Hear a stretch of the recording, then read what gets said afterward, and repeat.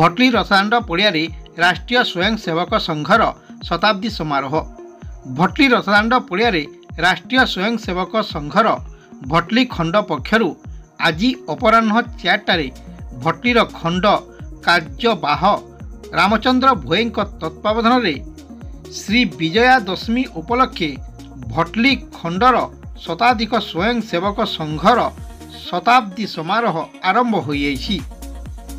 प्रारंभ रे भटली कुशनपुरी स्थित श्री श्री श्याम बिहारी मंदिर पथ संचलन बाहरी कुशनपुरी श्री जगन्नाथ मंदिर एवं भटली दधिबाबन मंदिर पर्यंत परिक्रमा करी भटली रथदाण्ड पड़िया पहुंची।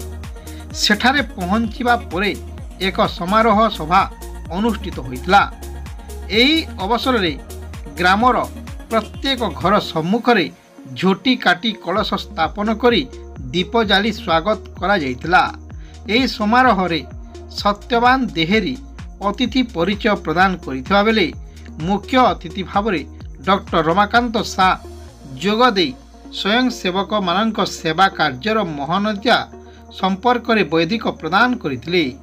अन्य मानक मध्य प्रांत कार्यवाह गणेश महापात्र वैदिक प्रदान करथिबा बेले विभाग कार्यवाह श्रीमंत प्रधान जिला प्रचारक विभूति स्वाई खंड कार्यवाह रामचंद्र भोई भटली विधायक इराशीष आचार्य सोरीचरण बारिक रामचंद्र डनसना संजय साहू लोकनाथ मेहेर हरि साहू रवि महापात्र समेत शताधिक स्वयंसेवक उपस्थित थिले।